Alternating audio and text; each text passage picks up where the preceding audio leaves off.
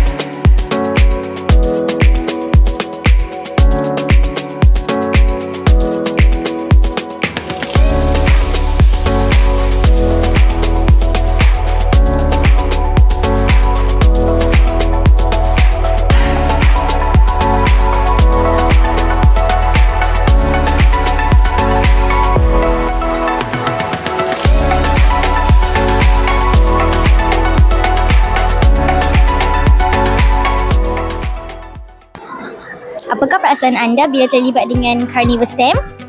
Saya berasa sangat happy lah sebab first time terlibat dalam Carnival STEM ni.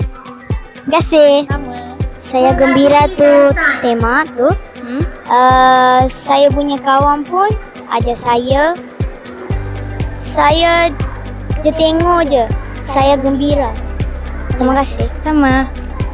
Apakah harapan atau pesanan cikgu untuk generasi masa akan datang untuk mengambil bidang STEM ini? Okey. Baik, terima kasih adik dari SK Teluk Medan ya. Okey. Harapan pesanan daripada saya sebagai guru matematik. Yang pertama sekali adalah semangat ingin tahu. Kena ada semangat ingin tahu dalam bidang STEM. Sebab bidang STEM ni ialah satu bidang yang sangat luas dan memerlukan pengetahuan juga yang sangat luas supaya kamu lebih cemerlang dan pergi dengan lebih jauh dalam bidang STEM. Yang kedua ialah kamu kena cari ilmu supaya ilmu yang kamu gunakan tu untuk kebaikan kamu.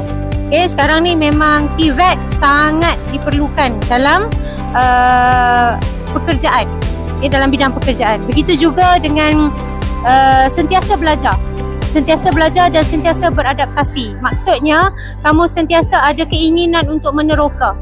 Okay? Dan jangan takut gagal. Sebab kadang-kadang bila kita buat eksperimen, kita selalu gagal kan.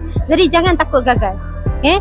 Sebab kegagalan itulah sebenarnya yang membawa kita kepada satu kejayaan. Okey, itu saja daripada saya. Terima kasih. Apa pendapat cikgu tentang penganjuran Carnival STEM ini?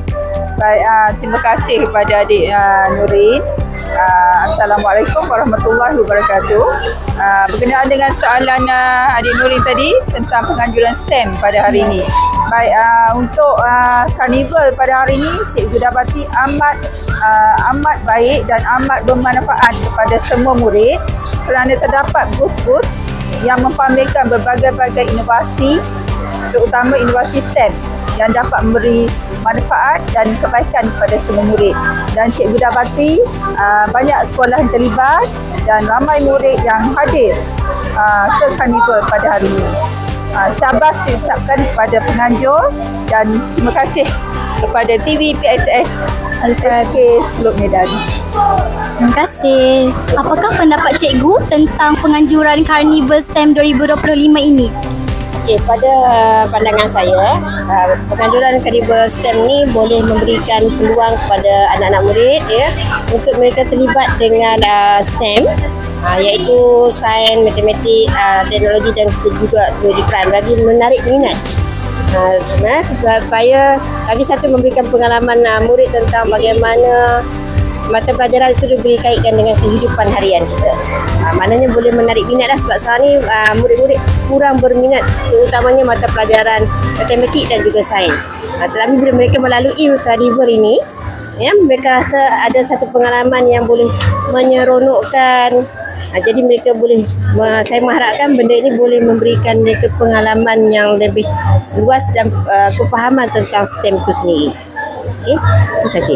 Terima kasih. Okey, sama-sama. Jangan lupa subscribe, like and share TV PSS Al-Farabi SK Teluk Medan. Semoga kita berjumpa lagi di episod seterusnya. Bye!